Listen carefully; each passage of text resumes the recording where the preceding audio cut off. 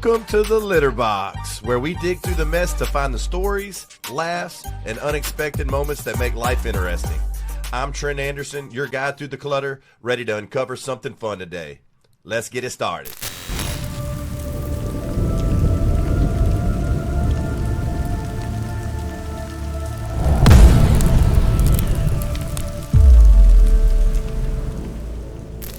Before we get started, this episode is brought to you by today's sponsor, Avenue Axe in Port Neches, Texas.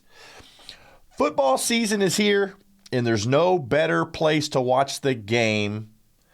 Avenue Axe has huge screens, mouth-watering eats, and the best cocktails in Southeast Texas. They've won Best of the Best Port Arthur for mixed drinks and family entertainment, and Best of the Best Beaumont Sports Bar. If you're into true craft cocktails, clarified cocktails, and high-quality bar food, this is the place to be, folks. So whether it's game day, a night out, or you just want a great drink, Avenue Axe is the spot. Now let's get into today's episode. Welcome to the Litterbox, boys and girls. This, my friends, is Season 2, Episode 1. Man, I missed you guys. I know it's been several months off. I needed it. But we're back, better than ever, ready to kick off another season. And what better way to start than with an unreal guest I've got today, Mr. Damon West. Mr. Damon? Hey, man, what's going on, Trent? It's truly an honor to have you, man. It's great to be here, brother. Thanks for having me today. Yes, sir. You know, guys, I typically start off the show with how I met my guest. And, well, this is the first time I've met Damon. But here's a little bit of how this all happened. I was at a buddy of mine's house in Nederland, hanging out by the pool this past summer. Started my podcast around July. So we were just BSing about people to have on the show, local people. And I had a guy tell me, Damon, he said, you need to get Damon West on there. It's first thing out of his mouth. Very cool, man. I love that. First thing out of his mouth. That's so cool. So I looked into it. I reached out to Damon, and he told me, man, I'm a little busy. Hollered at me in December. Yeah. And that's the first thing I did is I put that on my calendar. I said, I'm calling Damon. And you did. You followed up. And I followed up. You followed up. I didn't know what you were going to say, but I followed up. I checked in. And just to give you a little background, my dad was a big fan of your dad. Oh, cool, man. Always keeping up with the news in the paper, and he knew him. And I remember, I might be showing my age here a little bit, but I remember doing the I Beat Bob West in the newspaper. I used to grade them as a kid, man. My brothers and I would grade them in the living room. You were doing the grading? Yeah. Okay. We would grade them. That's what he had 3 sons for. I know mine probably had a lot of X's next to it. I was giving it hell, though, Damon. But I remember being a little kid, and I don't know if that's what started me off doing sports gambling or not at 12 years old. But I remember doing all the picks, and I remember they had high school, college, and pro. Yeah. And I would go through there, do my picks. I would compete with my old man. I always try to, I think it was a shirt or a hat that you won if you could do it. Yeah, you win a shirt or a hat. Never got one of those, but I gave it hell, man. And I always wanted that dang shirt, man. But that was a little background I just remember. Man, my dad, he loved that contest. My dad was I didn't, you grow up in a house with your dad's the local sports writer that everybody knows, and you don't realize how big of a giant he is sometimes because your proximity to that guy is so close. You just see him as your dad.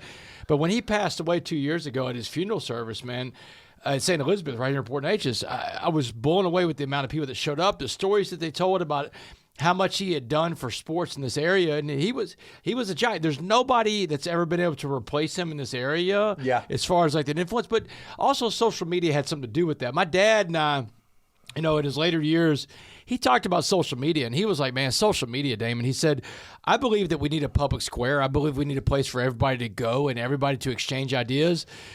But he said the problem with social media is that there's no lifeguard, man. There's just no – but he said, maybe that's just the way the world is. And one of the things that made my dad such a good writer is he used his platform to give the little guy a shot. And,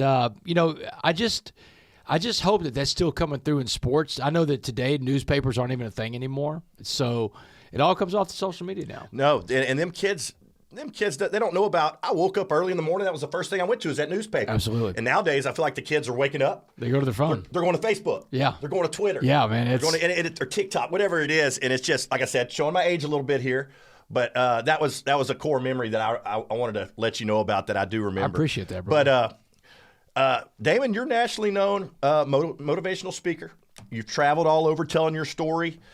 16 years and some change ago, correct me if I'm wrong, it's been around 16 years and some change ago, you were sentenced to basically life in prison. Yeah. And here you are as a free man 16 years later on a podcast sitting here with me, and that's pretty remarkable. Oh, it's wild. I cannot believe this is my life, brother. I mean, like I tell my wife every day that, look, every day that I wake up, my feet onto the cold concrete floor of a prison cell, I'm going to win. I'm winning. And so every day that I've been out of prison, I got out of prison on November 16, 2015. I'm on parole for the rest of my life. I'm on parole to the year 2073. So, I mean, I'm on parole forever. But Trent, I get up every day with a smile on my face, man. I cannot believe this is my life. I can't believe the opportunity I have to get to go out there and impact the world with a message of positivity about being a coffee bean. That's it. And I've seen snippets here and there on Instagram and TikTok. I've been waiting to hear the whole story here. I want the raw deal. I've seen the snippets. Yeah. And I want it right here in the flesh, in person. So boys and girls, strap into your seats. And without further ado, Mr. Damon, start us off from the beginning before everything went off the rails. Who is Damon West growing up? And let's hear it. Let's get into it. Man, you know what? A great place to bring the beginning of the story in. Let's go back to a certain date in time. It's May 18th, 2009. And you've already alluded to this date because on May 18th, 2009, I'm standing in front of a jury in Dallas. And the jury, these 12 men and women, they just sat through a 6-day criminal trial. And Trent, 6 days of trial for crimes where no one was physically hurt. I was on trial for my life. I was a burglar. I was a meth addict, breaking into people's houses all over Dallas. They called these burglaries the Uptown Burglaries. They called me the Uptown Burglar because I was the ringleader of a bunch of other meth addicts. There were about a dozen of us, young and old people, men and women, black and white, and everything in between because drugs and addiction do not discriminate. But on May 18, 2009, the jury, after a 6-day trial, they were going to assess the evidence that they heard about Damon West. And look, and I'm guilty of everything they said. I mean, I've done all the crimes. I was the ringleader of the whole thing. It's a RICO case. It's organized crime, and I'm the boss. And I know I'm going down. I just don't know for how long, Trent. I don't know what the jury's going to give me. I could sense from the jury that there was a disconnection between the jury and me, and I could sense that they loathed me, and I get it too. I understood it too, because before them was the guy that had it all, man. I grew up as a golden child, man. I grew up in Port Arthur, Texas. My mom and my dad were married for 55 years. My mom was a school teacher and nurse. My dad was a sports writer, as we talked about. He was the first sports writer in Southeast Texas to put black athletes on the front page of sports pages. The guy was revolutionary. He's out there before his time, and he took tough stances in life, and that's what your dad realized. And all these other people around here, they may not have always agreed with Bob West, but they would read Bob West because they knew they got the honest truth from Bob. Exactly. And that was how I was raised. I was raised by good people. I was a good student growing up, great athlete. I was a 3-year starting quarterback at a 5A school, Port Arthur Thomas Jefferson High School. No longer there anymore, right? So went to TJ, starting quarterback, really excelled at that. Football was my life, and I was serious about football. I was even better at baseball, but football was where I saw where my dream was. I wanted to be a pro football player one day. I wanted to be Jerry Maguire before there was a Jerry Maguire, a sports agent, right? But I got a scholarship to play football at the University of North Texas, so I got to take my career to the Division I college football level. And Trent, by the time I was 20 years old, I was a starting quarterback on a Division I team. I mean, dude, I had arrived, and my head was so big. Man, I was such a cocky, arrogant guy. People that grew up here around that time in the early 90s, they would remember Damon West as being really cocky and arrogant, and I was, man. I wasn't a great guy. I wasn't a bad person, but I was really arrogant because I knew I was good at football. But, you know, life has a way of giving us these days that I call fork in the roads. Fork in the roads are your tough days in life, the days you get knocked down hard. You'll get up, you dust yourself off, but you have a choice to make at the fork in the road. You either make the right choice to go the right way or the wrong choice to go the wrong direction. Trent, my fork in the road happened on September 21st, 1996. We were playing Texas A&M that day. You're probably a big Aggie fan, right?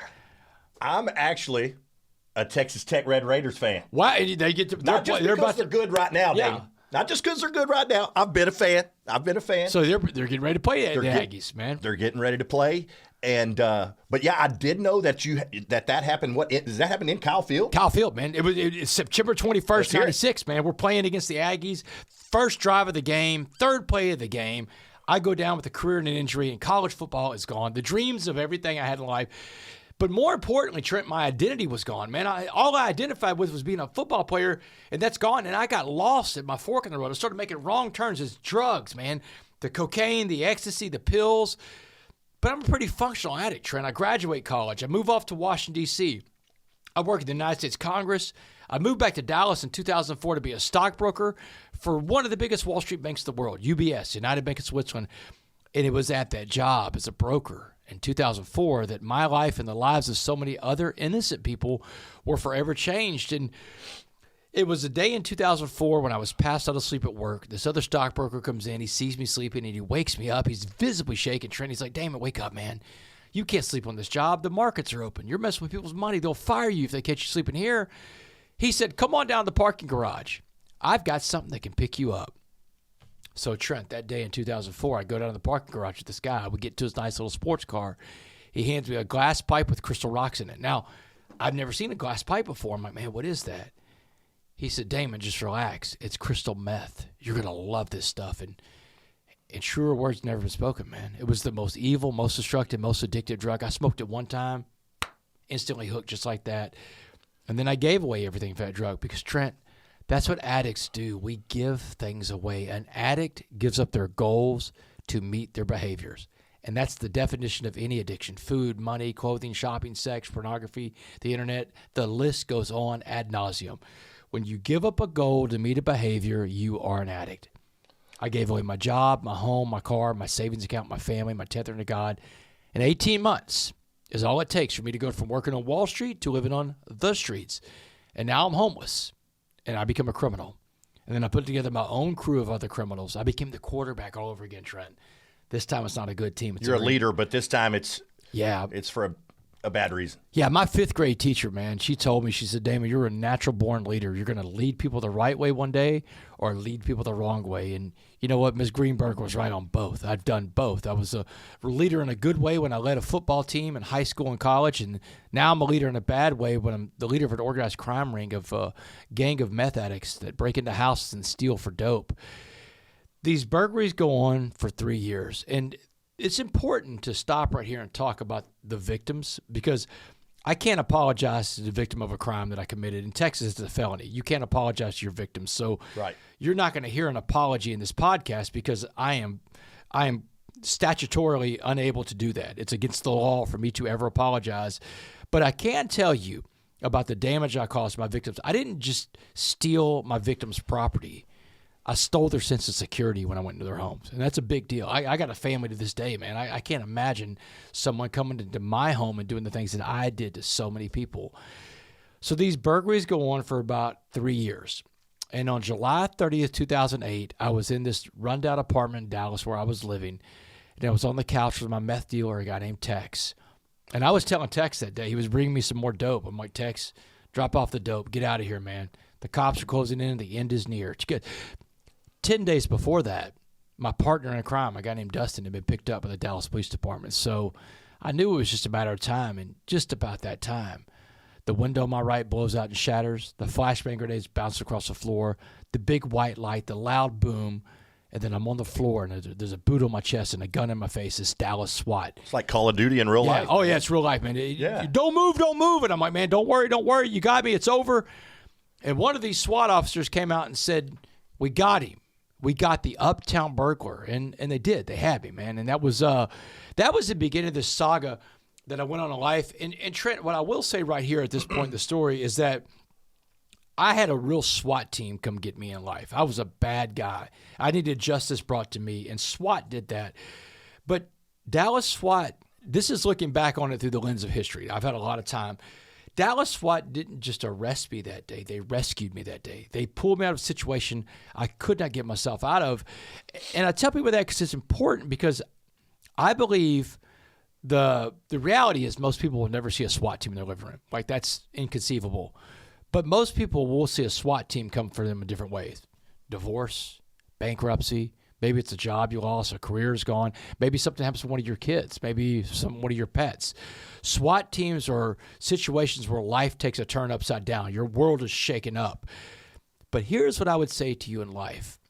When the SWAT team comes, can you find the opportunity in that adversity? And that's when you really find ways to become the best version of you, is when you can say, hey, this situation of adversity hit me hard, shook me up, but it didn't break me. It made me better because I found the opportunity on the other side of it. And I believe the best version of us is on the other side of the adversity.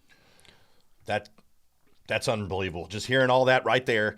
My thing I want to go back to, if you don't mind, what was it about the meth that got you, Damon? I mean, I've never messed with it, so I don't know. I can't speak on it. But when you did that, what made you click and say, that's my thing? Yeah. So that's a good question. So meth is I say it's the most addictive drug I've ever touched.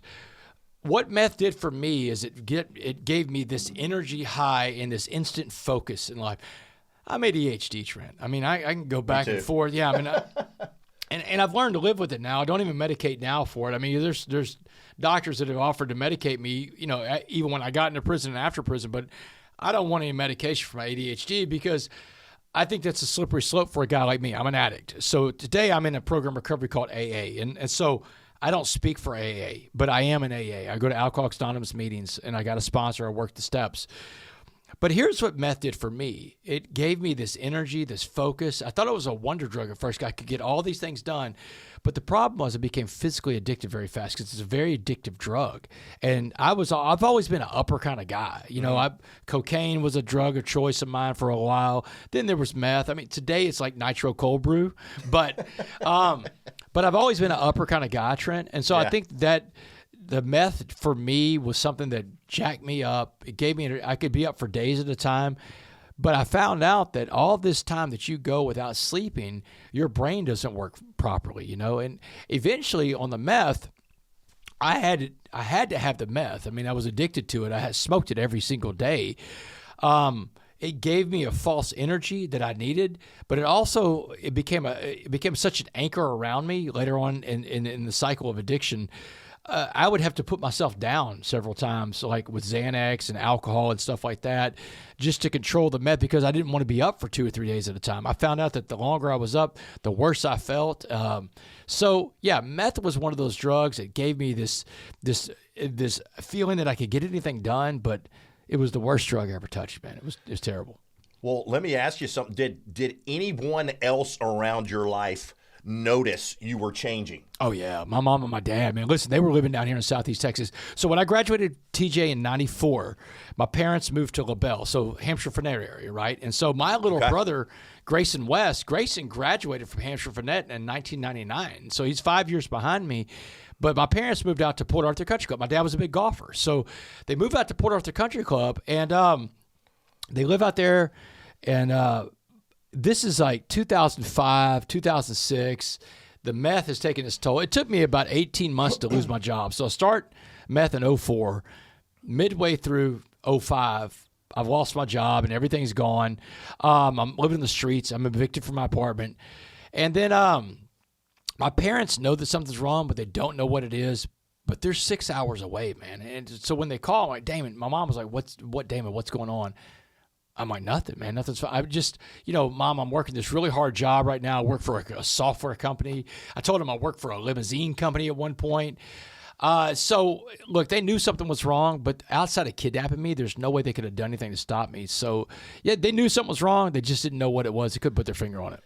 Yeah, and back to the whole hanging out with you were with the homeless and y'all were doing all y'all's thing. Was it pretty much, did you ever think you were going to get caught, or were you pretty much surviving day to day? It was just one day at a time.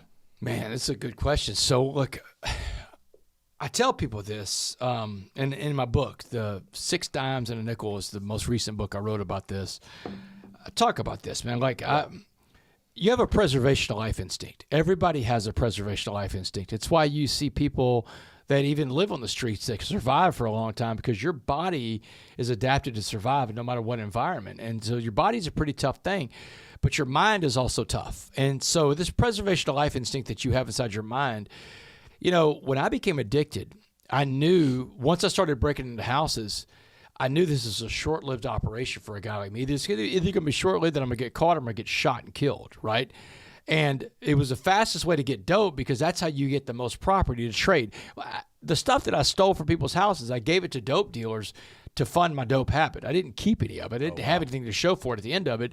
So a burglary is better than an auto burglary because it gives you more items to look at inside of someone's home. That's just the reality of what we're talking about in the criminal world.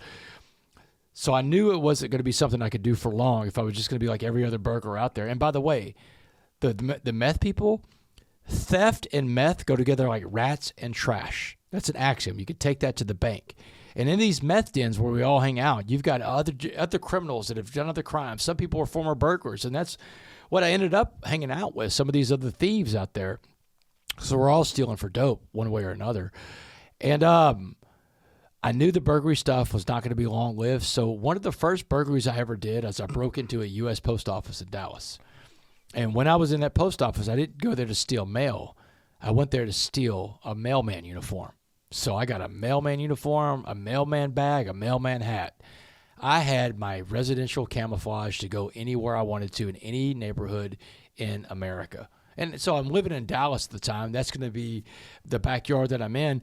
Yeah. So what I found out with this mailman outfit is that mailmen, they're kind of anonymous. Like most people don't know what their mailman looks like. And your mailman can change from day to day, right? Somebody can be off for work. Nobody's going to question the mailman. Nobody's going to question the mailman. Not only that, but these condos in uptown Dallas, these big condos and apartment complexes, people will get the gate for the mailman. The security gate, not even an issue for the mailman because the mailman's got the stuff in the bag that everybody's waiting for. So a lot of these condos in uptown Dallas at the time, they had these rooms that were like a mail kiosk. And a mail kiosk is this. It's a room, 4 walls on it. 3 of those walls have mailboxes that you have your little mail key to, right? You can open up your little box. One of those walls is a door with a deadbolt. That door, on the other side of that door, is going to be the room in the mail room where all the slots are for all the mail. That door is for the mailman, and only the mailman can enter that door. So what I would do is I would post up outside these condo buildings, and I would wait for the real mailman to leave. And if 15, 20 minutes after the mailman's left, I'd get out of my car dressed as the mailman, walk off my bag, and sure enough, people were getting the gate for you. Then I'd go to that little door, that mail kiosk, and pick that lock because I could pick locks pretty well, unless it was a Schlage. Schlages are very good locks for deterrence from criminals. I don't work for Schlage. I don't have a deal with Schlage, but I'm just telling you, there were some very good locks. Very tough for me to pick. I couldn't. So I need to go change my locks right now is what you're telling me. Could not pick a Schlage. So, yeah. But these little mail kiosks didn't have a Schlage lock on them. They just had a little deadbolt by Kwikset or something like that I could pick real quick and get in that room. Once I'm inside that room, all these slots for all the people's mail. But I wasn't there to steal the mail. I was looking for the slots that had mail stuffed in them. Right. No one's home, right? There were even some mail rooms that would have little notes in the boxes that said, out of town from this date to this date, hold our mail. So now I know the places I'm going to break into in some of these condo buildings because I've been in the mail room and I know who is not home. Right.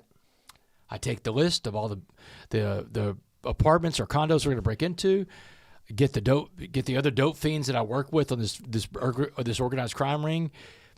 You know, some of these burglaries, you got dope fiends dressed up in dicky overalls. You got a box truck. You got dollies, man. Now people are getting the gates for those people on a Saturday, right? And we're just cleaning out condos there. So one of the things I did when I was inside of these condos is that you got, people breaking in. There's, like I said, men and women, they're everywhere. There's dope fiends everywhere inside these people's houses. And one of the things I was looking for in a lot of these burglaries was the key fob to the vehicle that was likely left behind when someone goes out of town. This is before Uber, but this is also a time when if you're going to go out of town, you get a car service to bring you, you get a friend to drop you off because you don't want to rack up a week-long parking charge at the airport. Yeah. So I would find the key fob, and it's usually going to be hanging on a hook in the kitchen. It's going to be in the kitchen junk drawer. It's going to be in the bedroom in the nightstand drawer, or maybe there's an office in there with a lap drawer where the key is. That's where keys usually are. So another hint. Hide your spare key somewhere else. Yes, sir. If your car's left at the house. So if I could find the key fob, I would take it. I would go out to the parking garage. Now remember, I'm inside this very secure building because we're the moving truck people, right? We're movers. I go inside the parking garage and I'd hit the button of the key fob until I heard that boop, boop, boop, boop. Now I've got a Porsche, I've got a BMW, I've got a Land Rover, I've got a Mercedes, and I would load some of those vehicles up with things you don't want to keep from a burglary. Things like checkbooks, things like credit cards, things like laptops, things like extra cell phones. All the things that can be traced back to a burglary you don't want to keep. I would load that vehicle up with all those pieces of evidence in the back seat of it, and I would have one of the people from the burglary crew follow me, and I would go to a neighborhood, maybe South Dallas or East Dallas, neighborhoods where I would rather the cops be looking, neighborhoods where there's a high crime area in those neighborhoods. I'd find a car wash or a convenience store, and I'd pull that car up with radio on, music blaring, window rolled down, leave the key right there in the console, get out, and go to about a block away and hop in my partner in crime's car that's waiting for me, and we peel off and get out of those neighborhoods. Now, listen, I can't tell you how long one of those vehicles would sit in those neighborhoods. Maybe 5 minutes, 10 minutes before someone jumps in. Hey, man, the engine's running, the keys here. It's like leaving a cheese out to rats. Absolutely. And so the look, in the back seat, man, the wallet's there. Let's go buy some beer and cigarettes at that store right there. Now you're dropping off these breadcrumbs of clues, and you're leaving a stolen car in a neighborhood that the cops are going to eventually find, and that's where they're going to be looking for their suspects. So when you ask me the question, it's kind of an elaborate answer. That wasn't the only way I knew people were home. Look, another way, this is tips for people that ever wonder, like having a bunch of newspapers and restaurant flyers in your door. If you're on the second floor or above of an apartment building or a condo building, restaurant flyers and newspapers and packages in front of your door, dead giveaway that no one's home. You don't have your back door is a patio. It's a balcony. All right, guys, we're going to take a quick mid-show break. I want to take a moment to highlight a couple of our amazing sponsors right here in Southeast Texas. First up, Piggin' Out Pork Kebabs with Mr. Reed Guidry. They've been serving Southeast Texas for over 25 years, hitting local events, festivals, refineries, and more. Often imitated but never duplicated. They're best known for their legendary pork kebabs, but the menu has grown to include mouth-watering jambalaya, pit-smoked beans, and the fan favorite chicken bacon ranch kebab. And if you want that Piggin' Out flavor at home, swing by County Home and Outdoors in Nederland or the Mustard Seed in Bridge City to grab their party packs. Pre-marinated, vacuum-sealed, and loaded with their secret glazed sauce. Follow them on Facebook, Instagram, and TikTok at Piggin' Out Pork, and go try for yourself. The best damn pork kebabs in Texas. And keeping it right here with the best of Southeast Texas, next up is Mike's Furniture. You can find Mike's Furniture at 2420 Memorial Boulevard in Port Arthur. I've got my furniture there myself, and I'm telling you, they got the best deals out there, hands down. They carry a wide variety of name brand furniture that fits all budgets at great prices. Mike's Furniture, we beat all prices. Go holler at Big Mo. Tell him I sent you. Back to the show, guys. So I would get in some of these condo buildings, and I'd just get everything above the second floor up, and I'd look for that right there. And then I had a reverse peephole viewer. I could stick this little reverse piece of glass. You buy it at a head shop. They're $25. Stick it over a peephole, and it reverses the lens to where you can look into the apartment instead of the person in the apartment looking out to the hallway. Now I can see if anybody's in there. And so these are just some of the ways I would pick the victims. And this is an important piece of the story, y'all. Again, not proud of the things I did, but an important piece of the story is I went through great processes to make sure no one was ever home. Doesn't make me a good guy, but I didn't want to run into anybody. I didn't want to encounter. I'm stealing from these people. I know what I'm doing is wrong. Right. The last thing I want to do is be in a confrontation where or either they get hurt or I get hurt. Right. I've already done enough damage. Again, I'm not a good guy. I'm not altruistic. I'm stealing from them, but I don't want to make the situation worse than what it is. I don't want to get caught. So I made sure no one was ever home, and this is an important factor when I go to trial. Because a burglary where someone is home is considered an aggravated crime in Texas. Aggravated crimes in Texas carry a different penalty structure. So all of these crimes I committed, all these burglaries, are considered non-aggravated, meaning that no one was ever physically hurt during these crimes. Doesn't mean I didn't hurt people. Remember, I stole from people. I stole their sense of security. Right. But I never physically hurt anybody. I'm not a violent criminal. So this is a big factor in my story because people that are nonviolent criminals, they get out of prison earlier than people that are violent criminals. In fact, a violent criminal in Texas has to do half of their sentence before they even see the parole officers for the first time. and half of a 65-year sentence. Do the math on that. Right. No, so what's going through your head though when you do get caught? I know I'm going back a little bit, but let's go back and forth. This is the way when you do get caught, I heard you say when they had the gun pointed in your face, you said, "You got me." But I mean, in your head, are you coming to a realization that I might not get out of here for a while? This might be it. Yeah, Trent. At first, it's a big shock to your system. A real SWAT team, right? I mean, it's very disorienting. It's terrorizing. But it's meant to be that way. It's strategically. That's why a SWAT team comes in with the force they come in with. But I get in Dallas County Jail. I'm not done though. I'm convinced I'm going to get out of this thing because I've gotten out of all the trouble in my life, right? Damon West, the guy that came from, Bob West, the famous sports writer in this area. I couldn't get any trouble when I was growing up, man. I could always talk my way out. I could use my dad's name to do it. Damon West, the college quarterback, I could always get out of trouble with that because I was a great athlete. Damon West, a smooth talker, right? But I'm in Dallas County Jail. My bond is set at $1.4 million. Here's what I do. Criminals are stupid, Trent. And I'm going to show you how stupid. You may have, heard this first part about all this stuff that I got to do to play cat and mouse with the police for 3 years. Well, they put me in a cage, and, man, I'm scared to death. I don't want to be in Dallas County Jail. More importantly, I want to get out and get high. I get on the jailhouse phone. This is how stupid criminals are. I get on the jailhouse phone. I know they record all these calls. They tell you at the beginning of the call, this call is being recorded, and I'm calling everybody from the dope world that owes me money. Like, I'm like Jerry Lewis having a telethon on the phone every single day in there because for those that are younger don't remember, Jerry Lewis had his telethon every year. We used to watch it on TV, and you could call in. Yeah. And they would raise money. So I'm on the phones, the jailhouse phone in Dallas County Jail, trying to raise money from everybody in the dope world that owes me money because $1.4 million bond means I need to raise $140,000. And I got somebody that owes me 25. I got somebody that owes me 10 over here. And I'm calling them. I'm telling them, man, you owe me 25 from that job. Remember that job? Guess what the police are doing? They're listening to every one of these calls, and they're going and picking up all these people. And they're bringing them in for questioning. They're like, hey, you've just been implicated in the organized crime charge that we have on Damon West, this RICO case. Now you're in a RICO case because Damon just gave you up on a phone call. How about giving us some evidence on Damon West? Dude, you talk about digging a hole. I saw so many of these people that I called on the jailhouse phone when I went to my trial in May of 2009.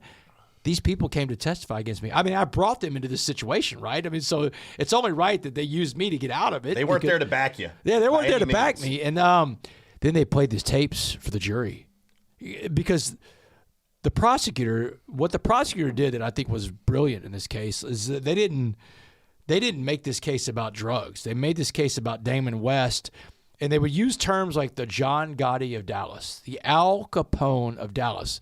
This is like, John Gotti, Al Capone, Tony Soprano of Dallas was another one of the things they said. I mean, like, these are mob guys. These are people that die. I mean, these guys were mob bosses. You could die around these guys. They were comparing me to a mob boss who was ordering all these people to break in and steal from me so I could have all the riches from the burglaries. But the truth was, I'm just a dope fiend like all these other dope fiends. I just happen to be the leader of the dope fiends. But I wasn't a mob boss. But because these jailhouse calls, too, I'm on the phone screaming at people, you owe me my money, bring me my money. I sound like what they're saying. Yeah. And that's the thing about, the consequence of your decisions, man. I put myself in a situation where the consequences were coming back at me. And the only way for me to mitigate this, the only way for me to take some of the heat off of me would be to take the stand at trial. And Trent, I was never going to take that stand at trial. Yeah. Man, that's crazy, especially the guys that you called that were coming in. And I'm sure they weren't too thrilled. No. When they were seeing you in there, too. And they were ready to hang you. Yeah. So after all that being said, you're in court. Do you have any indication of how long you're probably going to, 30-something years? Is what... I figured they would give me 20. Honestly, a burglary is a 2 to 20 crime in Texas. When they put organized crime on it, they open it up to the maximum could be life in prison. Right. And in Texas, the maximum sentence you can get is 60 years. They don't tell juries this because juries would do the math when they're sentencing people, but 60 years is a natural life sentence. So anything you hear above that is just 60. Like they say 65, it means 60. They say life, it means 60. So the jury came back and sentenced me to 65 years, which is a life sentence because, remember, the cap is at 60. So I got life in prison. First felony conviction ever, first crime I've ever been caught for. Wasn't the first crime I ever committed. First crime I've ever been caught for. I got life in prison. And I'm stunned. I mean, it stunned me that the jury gave me life. These are property crimes, remember? I mean, but that's the thing about your choices, man. When you make choices in life, the consequences can come back at you. I put 12 people in power of making a decision about my life because of the choices I made in life. It's not the jury's fault. It's my fault that I got all that time, right? So I'm stunned. I don't know what to do. I'm freaked out. My mom and dad have a conversation with. They let my mom have one visit. My mom and dad have a visit with me right after the trial. And my mom is telling me, you can't join into these Aryan Brotherhood gangs, these white hate groups. You know, she's telling me no gangs, no tattoos. She said, come back as the man we raised or don't come back at all. This is the debt you owe your dad and I for all the things you've done. Right. You owe Texas the 65. You owe us to come back as the man we raised. And so I don't know how I'm going to do this. I'm in Dallas County Jail for about another 2 months while I wait for the prison bus. And I run into this guy, this old black Muslim guy named Muhammad. Now, this is important, Trent, because one of the biggest themes in my story is that the messengers in life can come to you from anywhere in life. And the messengers, they don't always look like you. They don't come from the same background as you. But that's why they're the messengers. They bring a different view, a different perspective about life. But the trick is, Trent, you have to be receptive to all the messengers to get all the messages. And let's talk about the things that would keep you from being receptive. Prejudice, hate, preconceived notions about certain groups or certain people. These things can be the blockers that keep you from getting a good message one day from someone from a very different world than you. So I'm in Dallas County Jail, scared to death, and I'm asking all the guys, how am I going to survive? What am I going to do? And they're all telling me the same thing. You got to get into a gang. You can't survive without a gang. But this old black Muslim guy named Muhammad, we'll call him messenger number one. Muhammad shares with me the realities of prison. He said, you're going to go in there, you're going to fight for your life. You're going to fight the white gangs first, then you're going to fight the black gangs. And if you survive all this, you'll earn the right to walk alone. He told me you don't have to win all your fights, but you do have to fight all your fights. Big lesson in life, because there's going to be times that you lose in life, but you have to get up and keep fighting. That's what life is all about, getting back up. And that's what he's telling me. You get back up. So he saw that I was really nervous and scared. He said, let me break this down for you a different way. He said, I want you to imagine prison as a pot of boiling water. He said, anything we put into a pot of boiling water will be changed by the heat and the pressure inside that pot. He said, I'm going to put 3 things in this pot of boiling water and watch how they change. A carrot, an egg, and a coffee bean.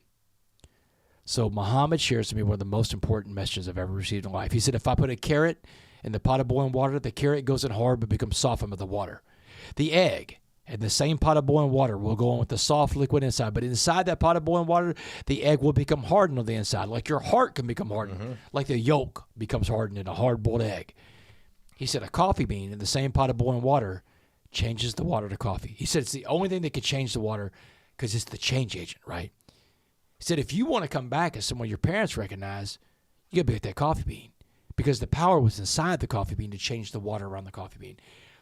And Trent, I remember how I felt when I first heard the story of the coffee bean. I was like, okay, this is it, man. And it's the same look that I see in people's eyes when I go around speaking all over the world about the coffee bean. Whether they're 5 or 95 years old, people get the concept. And it's understanding, it's the realization that, okay, the power's inside me. And if I keep the power inside me, I won't survive the experience I'm going through. I can thrive in this experience I'm going through. And Trent, I know the coffee bean message works because I took that message to the biggest pot of boiling water there is, a level 5 maximum security prison in Texas. And level 5 is the highest secure level there is. No, so that being said, you're in prison. It's probably easier said than done with the whole no tattoos thing. Yeah. Once you get in there and them doors shut behind you, I know people came up to you about it. Oh, yeah. They hit me Damon, up. You got to get some tats on you. They hit me all the time. And, dude, I tell them the same thing every time. I'm like, dude, I can't do it. My mom said no, you know? And they would give me a pass. Hopefully they give you a little bit of cushion. Moms are big deals. Moms are special people. Look, man, I'll tell you a little known fact about prison. The busiest visitation day of the year in prison all over America is Mother's Day. on Mother's Day, everywhere in America, every prison in America, the line is out the gate because you cannot stop a mother from getting to her child. And I can tell you this just from my own life. Like, my mom was more sympathetic to my situation in prison than my dad was. The first time my parents come to visit me in prison at the Styles unit, my dad has a conversation with me. When my mom goes to the vending machine. He said, "Hey, listen, Damon." He said, "You've really effed this up in life." I won't tell you exactly the word, but he said, "You've really effed this up. But you know what? Yep. We love you, and we got your back. We're going to take care of you. We're gonna keep money on your books. This is important because if someone on the outside is looking out for you, you have a chance to put stuff in your locker like food, hygiene, stuff like that. You don't have to do anything illegal or stupid in prison to fill your locker up and fill your stomach up." He said, "We got you on this ride. We're going to take care of you. But if you do anything to screw this up while you're in here, we're going to cut the spigot off, basically. And if you ever come back to prison after this is over, your mother will never come see you again. I will never come see you again." He said, "I will divorce your mother before I let her come see you again." And so my dad was drawing a line in the sand saying, "This is it, man. We got you for this one ride, but we're not getting a second ride." But my mom, man, I know that moms are special like that. Yep. Moms will love you no matter what, man. They may not be able to help you all the time. They may have to love you from afar, but moms will love you. And that's the thing. So what your mom said and your dad said was pretty important your whole life in prison. So you got all these things going on, and you got to do it for mom. You got to do it for dad. You got to prove to them that you can do it, be strong, all that. But my thing that I'm thinking in my head is, how hard is it to navigate the world in prison without a gang? Yeah, is it tough? Is that a rare thing? Oh, it's the rarest thing. And Stiles is one of the toughest prisons in Texas. Mark Stiles Unit in Beaumont, Texas, it's one of the toughest prisons in America. And look, I can tell you a lot about tough prisons. When I got out of prison 10 years ago, I went back to school at Lamar University. I got a master's degree in criminal justice, and then I became a professor at the University of Houston downtown, teaching a class called Prisons in America, making me the only professor I've ever heard of that taught at a university who once lived in prison and taught about prisons. So I know about prison. Stiles is hard, man. And the gangs inside of Stiles, look, man, that's where you're expected to go. And the reason why you're expected to go there is because you live in a world with life sentence people. Lifers have to live with other lifers, man. And so most of these people are never going home again. The gang becomes your family. And if you have a family, you belong to something. If you belong to something, you can't just be picked off by someone else. But if you don't have a gang, you're free game for everybody else to come pick off. And that's how they get you in the gangs, right? The white gangs come up first and fight you. Muhammad told me, you fight the white gangs first. I did. The Aryan Brotherhood, the Aryan Circle, the White Knights, the Woods. After that, I fight the black gangs, the Crips, the Bloods, the Gangster Disciples. About 2 months into this whole prison experience, I've probably gotten 36 fights, and I lose 75% of these fights. Ultimately, though, Trent, it came back to sports. I was at a visitation one Saturday in prison, and this is the first couple of months I'm in there, and I'm banged up, and my parents can see the life going out of my eyes. The hopelessness is becoming more and more severe in the first couple of months, and my dad's having a private conversation with me again. And he's telling me, he's like, "Hey man, how's the rec yard? How's the sports?" Because he knew growing up with a sports writer dad, and I played sports. I've been great at sports. And I'm like, "Man, I'm not playing any sports, Dad." And I tell him about the rec yard. Every sport is segregated by the color of your skin. Everything in prison is about race, man. That's how they keep the peace inside of a prison. The inmates want it that way. Every race wants the division of races. You don't mix races for anything. The chow hall, you don't sit at a table with people from another race. The weight stack on the rec yard, you can't have a spotter spot you from another race. The handball games. It's kind of like you're going back in time a little bit. Yeah, it's like going back in time in America. The handball game. Handball is great. All the races can play handball, but if you want to play a doubles game, your doubles partner has to be the same race as you. You can't mix races. Wild. Yeah, it's everything's about race. The day room. Certain tables and certain benches belong to certain races. The phones in the day room. The blacks have their own phone. The Hispanics and whites have the other phone. If there's two phones in there, so everybody's got, you can't use the other phone. So anyway, my dad is telling me, he's like, "Listen, man, you got to get out there and play sports." And I'm telling him, I'm fighting the black gangs at this point. He's like, "You got to get out there and play sports." He says this thing. He said, "Sports is the great uniter." And he's right, Trent. Sports is the only thing in America that can bring Americans together. Not even religion can save us on this one. Because you know what? We can segregate religions in America, and everybody does it. Every group does that. But you cannot segregate sports, man. Sports is our melting pot, man. That's where we all come together. Very true. To root for our team. And that's what he's telling me, man. Damon, sports is the great uniter. He reminds me, before there was Martin Luther King Jr., there was Jackie Robinson. Before you integrated lunch counters in the South, you integrated locker rooms. Heck, my dad integrated the sports pages, you know? You're right. How many Friday night lights, Trent, can you look up in the stands, you see everybody from every background hugging each other, slapping each other back, high-fiving and crying together? Man, you may not see that the other 6 days of the week in your town, but you'll see it on Friday nights. That's it. And so, man, after that conversation with my dad, I went out to the rec yard, and I got myself in a game of basketball. Basketball is run by the blacks. There's no white guys allowed in the basketball court, but I got myself out there, started playing sports with these guys, and, man, he was right. After a week of playing basketball with these guys, they circled around me in the rec yard. They're like, dude, you're good to go with us, man. No more fighting. Go live your life, man. You took everything we had. You don't have to worry about the blacks anymore. So 2 months into prison, the violence is finally over. The threat to my physical safety was gone. But 2 months in, I had a bigger threat to my life, and it wasn't physical. It was internal. It was spiritual warfare. And I had to fight really hard to become a coffee bean in there because the natural order in there is very negative. Prison turns people into eggs, and that's what you're going to find more of inside of a prison. That's what you find more of in life.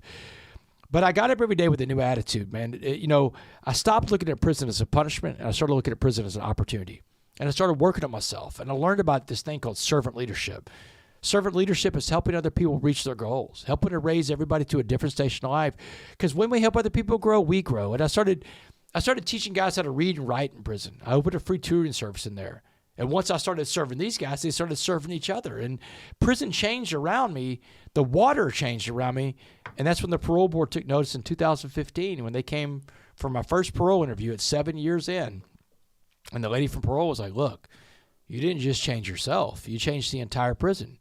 She said, so I have one question for you. If you could be remembered for being anything in life, anything at all, she said, tell me what that one thing would be, but give it to me in just one word. And I said, useful. I said, I just want to be useful. And I could be useful inside this prison, or I could be useful in the free world finding more coffee beans. And on November 16, 2015, I walked out of Texas prison. And I actually lived in Port Neches, right down the road from where we're recording this right now. Yeah. Is where my parents lived, on Fellswood. Right down the road. Yeah. Wow. And let me ask you, going back a little bit, when did you feel a little hope coming back, Damon? Was there ever a time where you said, I can see the light at the end of the tunnel? Talking in prison? In prison. It's getting close. I got a little bit of hope. Yeah, I got into a 12-step program recovery, AA, and I learned about your connection to a higher power. Look, I'm a Christian, so my higher power is Christ. But I wasn't a good believer or a good server of Christ until I got into recovery, because recovery is about surrendering, right? The first 3 steps of the 12 steps is all about surrendering to your higher power. Again, mine's Christ, so I got to surrender to Christ. I got to turn my life and my will over to Christ, and I got to go focus on the things I can control, like cleaning up the spiritual baggage in my life, my resentments, my fears, my doubts. That's on me. Making the amends to people to make, my actions, that's on me. That's when I started to get more hope, because I realized that I had all this time on my hands to work on myself, 24 hours a day, 7 days a week to work on me. And that's when the hope started to come back. And the other thing about hope is that my mom and my dad came to visit me almost every weekend, man. I had over 150 visits when I was, man, it was huge. No one had ever seen people visit someone like that. But my parents lived in Port Neches. I lived in the Mark Stiles unit 10 minutes away. So they came to see me almost every weekend. And, when I walked out of prison in 2015, I walked out, I was just free physically at that point. I was already free mentally, spiritually, emotionally.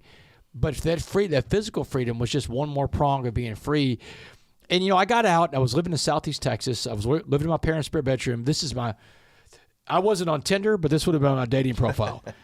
Out of parole, 40 years old, out of prison, on parole for the rest of his life, 40 years old, working in a job, making about $30,000 a year, living in my parents' spare bedroom. Like, not going to swipe the right way. Yeah, you're not going to get too many swipes that way. No, man, no. So, but I was working at Provost Humphrey Law Firm. Walter Humphrey gave me a job. I did some legal work, my own legal work in prison. He loved my work. He told me, if you ever get out of prison, come see me. I got a job for you.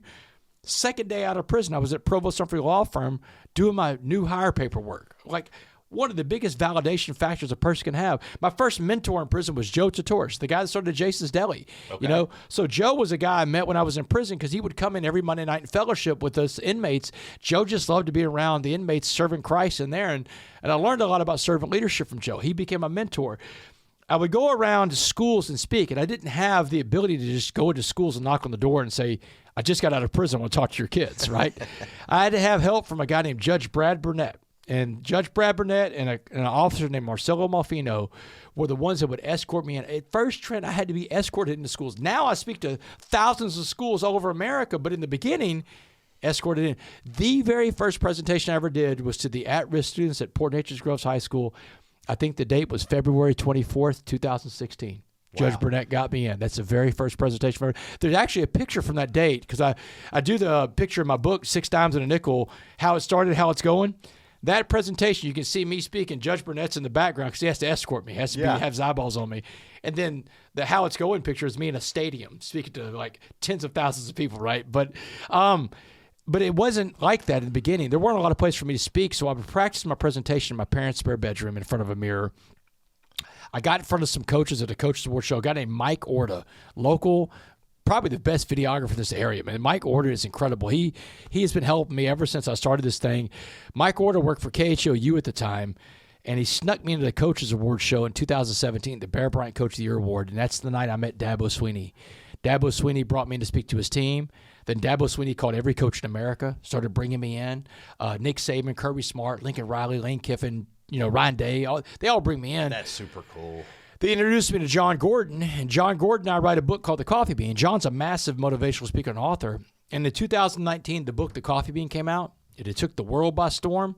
And then in 2020, the whole world became a pot of boiling water during COVID, and the whole world was searching for the right message. And that's when the world discovered Damon West, the Coffee Bean guy. And y'all, around 2021, my life shot off like a rocket ship, and it hadn't stopped yet.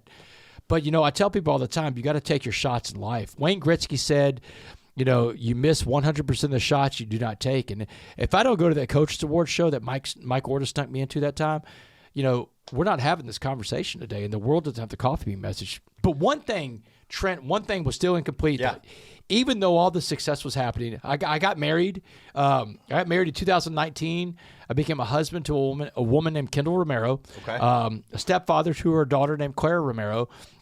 I got a whole other family with my in-laws, the Showstalls, Stuart and Sherry Showstall and Trent Showstall, my brother-in-law, and Jenna and Megan, and all of my new family now. And but one thing was still incomplete, man. I had to find Muhammad. This is the guy that told me the story of the Coffee Bean in Dallas County Jail. And it was hard to find him because Muhammad's not his real name, but it's his Muslim name. When a person has a Muslim name, they get rid of their real name. Kind of like Cassius Clay becomes Muhammad Ali. Okay. But I finally found the guy. He was dead. He died on May 9th, 2017 of an opiate overdose in Dallas. He was a drug addict just like me. But I found his family, and through his family, I started a scholarship in his name called the James Lynn Baker II Be a Coffee Bean Scholarship. That's his real name, James Lynn Baker II. And every year, I put $10,000 into a trust, and every year his family picks the winner, so that every year one little boy or one little girl that grows up in that South Dallas neighborhood, they get out, they get a better chance at life through an education, because 2 guys met up in a county jail back in 2009. And that, Trent, is what Life Full Circle was about for me. That's when I fully understand the impact of the Coffee Bean on my life. James Lynn Baker II, the guy that told me the story of the Coffee Bean, remember, he's the messenger. He's older, I'm younger. He's black, I'm white. He's Muslim, I'm Christian. Trent, we got nothing in common, man. In that environment, we're not supposed to talk to each other, but he sought me out. And I found out through the Coffee Bean that he didn't just give me the Coffee Bean so that I could redeem myself, because, Trent, by every metric, I'm a redeemed man, right? I mean, I'm a husband, I'm a stepfather, I'm sober, been a college professor, I'm a philanthropist, I'm a businessman, a very successful businessman, I'm a speaker, person of impact. By every metric, I'm a redeemed man. But I think that James Lynn Baker II gave me the Coffee Bean back in 2009 so that one day I could come back and redeem him. Because, Trent, everybody deserves redemption. And some of us have to go out and put in a lot more work for them. And I'm a very guilty and flawed man of all the crimes I committed in life. But through ownership and accountability and taking extreme action to change, that's the thing. Like, if you've done something wrong in life, Own it, admit it, make the apology, and move on. But don't just move on and forget about it. Change the behavior that caused it and become a positive force for change in life. Be the change that you want to see in the world, the old Gandhi quote, right? And through his impact, I've been able to do all that stuff in my life, turn around. But I found out when I came back and found him that he needed someone to redeem him. You know, the legacy that he left in life wasn't a good one either, but he died in his addiction before he could change his legacy. But he meets this guy in 2009 and hands over this message. And now he's remembered as the original coffee bean guy. And every year, a child gets a scholarship to go to college in his name because of this interaction the two inmates had in a county jail back in 2009. That's the thing about life, Trent, is that it's not about us. It's about the impact we can have on other people. And never, ever stop looking for ways you can serve other people. Trent, I say one prayer every day. This prison knocked a lot of things out of me. And one of the things that knocked out of me is some of the wasted time I would spend praying. Because I thought prayer was like we ask for things that you want. Man, every day I get up and I say one prayer. And this is the only prayer I pray every day. I say, hey, Christ, put in front of me what you need me to do today for you. And let me recognize that when I see it, because I don't want to miss whatever that is. Amen. That's huge, Damon. And I know we're kind of getting towards the end of the show right here, and I just want to thank you for coming on here. But I did want to go back to, I'm a big sports fan. So when I hear you talking about Dabo, when I hear you talking about Saban and all that, I think that's super cool. Yeah, it's really cool, I think that's super cool. Are these guys that you still keep in touch with kind of on a daily basis? I mean, you could hit up Dabo right now. You could probably hit up Nick and say, hey, what you doing? I want to come by and see the guys. Or that's super absolutely. Cool So to Nick, me. I don't have Nick's cell phone number, but Dabo is one of my best friends in the world. Dabo is the guy.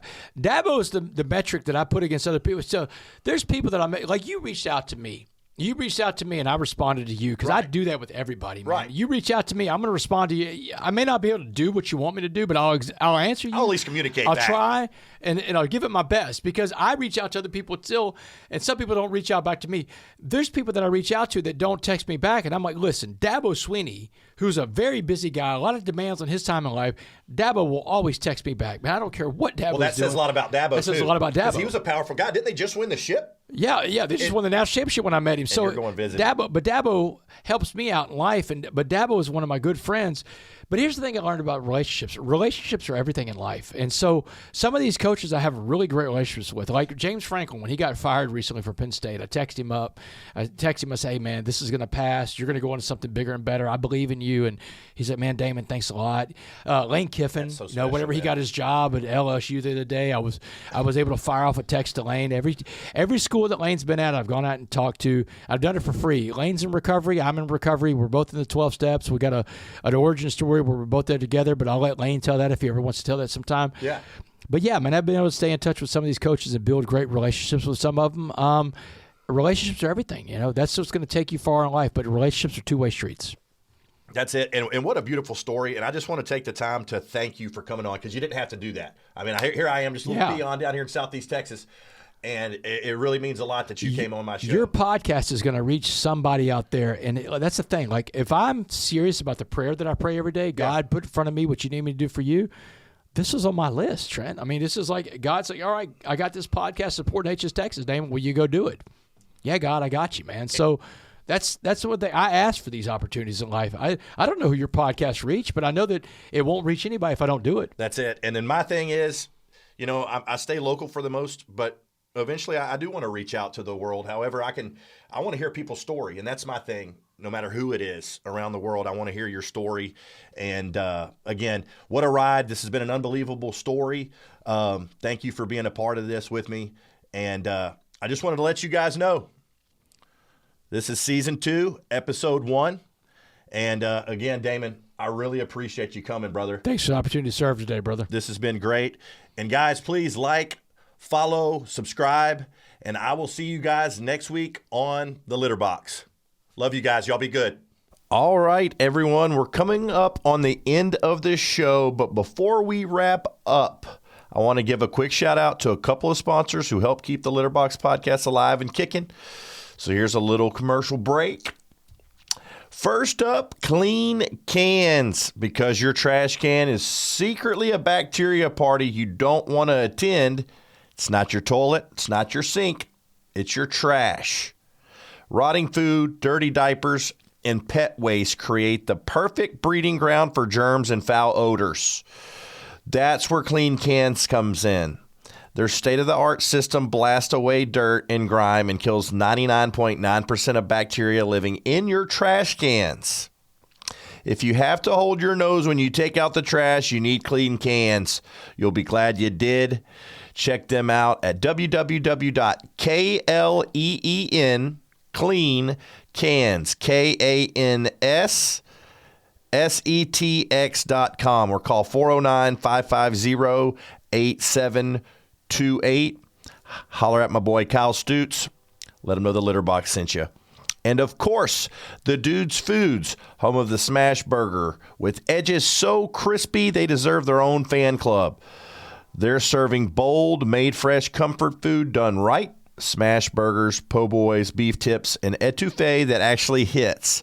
If you're tired of weak lunches and flavorless food, fix that at the Dude's Foods, located at 2119 Nederland Avenue in Nederland, Texas.